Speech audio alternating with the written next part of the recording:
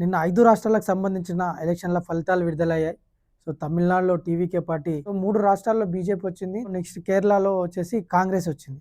ఈడ చర్చించుకోవాల్సిన విషయం ఏందంటే, ఎందుకంటే టీవీకే తమిళనాడులో వచ్చేసి విజయ్‌ది ప్రాంతీయ పార్టీ. సో, దీని గురించి మనకు అవసరం లేదు. మన తెలంగాణకు రిలేటెడ్ గాదు. సో, టీవీకే ఎంతైనా సరే తమిళనాడులో గెలిచిండు, పెద్ద పార్టీగా పార్టీ పెట్టిన ఆహ్, మొదటి ఎలక్షన్‌లోనే 100కు పైగా సీట్లు సంపాదించిందనేది చాలా గొప్ప విషయము. సో, దాని గురించి డిస్కషన్ చేసినాము. ఇప్పుడు విషయం ఏందంటే, ఈ ఎలక్షన్‌లలో ముఖ్యంగా మాట్లాడుకోవాల్సిందేందంటే, ఇప్పుడు ప్రాంతీయ పార్టీ అయిన టీవీకే గురించి కాదు, తమిళనాడు పార్టీల గురించి మన తెలంగాణకు రిలేటెడ్ కాదు, మనకు తెలంగాణకు వచ్చే పార్టీలు కావు కాబట్టి, సో, ఆ టాపిక్ పక్కన పెడితే, సో, ఇక్కడ ముఖ్యంగా చర్చించుకోవాల్సినదేంటంటే నేషనల్ పార్టీల గురించి. సో, బీజేపీ మరియు కాంగ్రెస్ గురించి. సో, బీజేపీ ఇక్కడ మన తెలంగాణలో ప్రస్తుతం ఎలాగైనా సరే తెలంగాణలో కూడా అధికారాన్ని ఫామ్ చేయాలనుకున్న పార్టీలు బీజేపీ.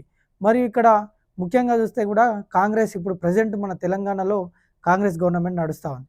సో, ఈ పార్టీల గురించి చర్చ తీసుకుంటే ఇప్పుడు ముఖ్యంగా మనం ఒక రాష్ట్రం గురించి మాట్లాడుకోవాలి. నిన్న జరిగిన ఎలక్షన్లలో ముఖ్యంగా అది కేరళ రాష్ట్రం గురించి. ఎందుకు కేరళ రాష్ట్రం గురించి మాట్లాడుకోవాల్సి వస్తుందంటే, కేరళ రాష్ట్రానికి స్టార్ క్యాంపెయినర్‌గా మన తెలంగాణ ముఖ్యమంత్రి, కాంగ్రెస్ పార్టీ తెలంగాణ ముఖ్యమంత్రి రేవంత్ రెడ్డి గారు అక్కడ స్టార్ క్యాంపెయినర్‌గా వెళ్లారు.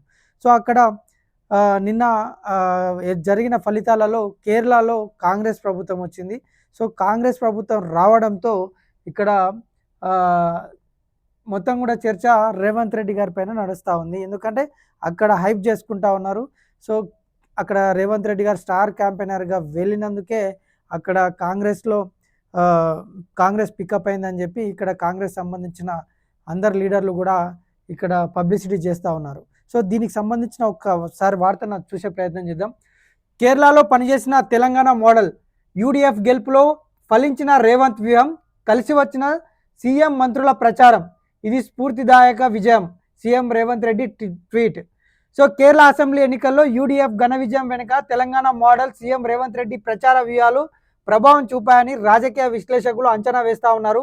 సో, కాంగ్రెస్ స్టార్ క్యాంపెయినర్గా పలు రోడ్ షోలు, కార్నర్ మీటింగ్లలో పాల్గొన్న సీఎం రేవంత్ నీ పోమోనే విజయన్, సో విజయన్ నీ టైం అయిపోయింది వెళ్ళిపో లాంటి నినాదాలతో ఎల్డీఎఫ్ ప్రభుత్వం పైన విరుచుకుపడ్డారు. అటు కేంద్రంలోని బీజేపీకి, ఇటు రాష్ట్రంలోని లెఫ్ట్ ఫ్రంట్కు మధ్య రహస్య అవగాహన ఉందంటూ రేవంత్ చేసిన ఆరోపణలు ఓటర్లలో చర్చకు దారితీశాయని చెబుతున్నారు. ముఖ్యంగా పినరై విజయన్ హయాంలోని వైఫల్యాలను, వివాదాలను ఎండగడుతూ కాంగ్రెస్ పూర్వవైభవానికి సంబంధించిన అంశాలను రేవంత్ బలంగా ప్రజల్లోకి తీసుకెళ్లగలిగారు.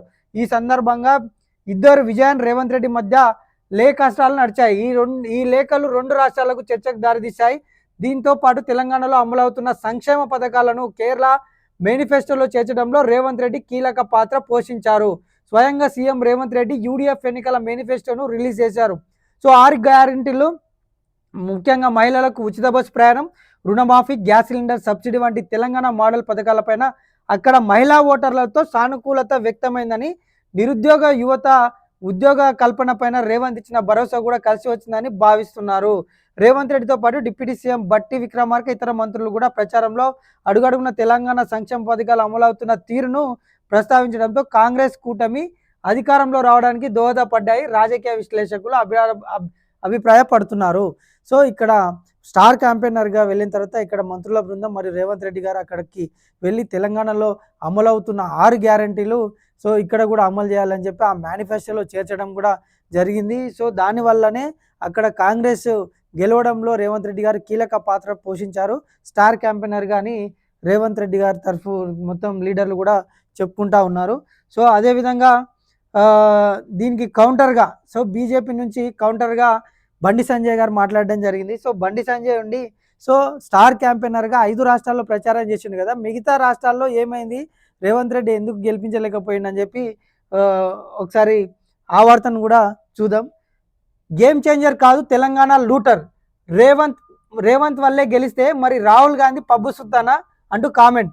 3 రాష్ట్రాల్లో బీజేపీ గెలుపు, మోడీ, అమిత్ షా, నితిన్ నబీన్ విజయమని వెల్లడి. So, CM Revanth Reddy game changer కాదని, తెలంగాణ లూటర్ అని కేంద్ర హోంశాఖ మంత్రి, సహాయ మంత్రి బండి సంజయ్ కుమార్ ఫైర్ అయ్యారు. తెలంగాణ సొమ్మును దోచుకొని కేరళ ఎన్నికల్లో ఖర్చు చేశారని ఆరోపించారు. రేవంత్ గేమ్ చేంజర్ అయితే తమిళనాడు, పుదుచ్చేరి, అస్సాం రాష్ట్రాల్లోనూ ప్రచారం చేశారు కదా, అక్కడెందుకు గెలవలేదని ప్రశ్నించారు. కరీంనగర్లోని తన కార్యాలయంలో సోమవారం ఆయన మీడియా సమావేశంలో 5 రాష్ట్రాల ఎన్నికల ఫలితాలపై స్పందించారు. రేవంత్ గేమ్ చేంజర్ అయితే రాహుల్ గాంధీ పప్పు సుద్దానా అని ఎద్దేవా చేశారు. 5 రాష్ట్రాల ఎన్నికల్లో బీజేపీ 3 రాష్ట్రాల్లో గెలుపొందింది. ఇది త్రిమూర్తుల వ్యూహం అని ఆయన అభిప్రాయపడ్డారు. సో ఈయన ప్రచారం చేసిండు. కేరళ ఒక్కదానినే గెలిచింది, మిగతా రాష్ట్రాల్లో గెలవలేదు. సో మొత్తం కూడా రేవంత్ రెడ్డికి అక్కడ క్రెడిట్ ఇస్తే రాహుల్ గాంధీ ఏమన్నా పప్పు సుద్దానా అని చెప్పి బండి సంజయ్ గారు ఫైర్ అయ్యిండ్రు. సో ఇది ఇక్కడ మన తెలుగు నిన్న జరిగిన 5 రాష్ట్రాలకు సంబంధించిన ఫలితాలు మన తెలుగు రాష్ట్రం పైన ఏ విధంగా ప్రభావితం చేస్తున్నాయి.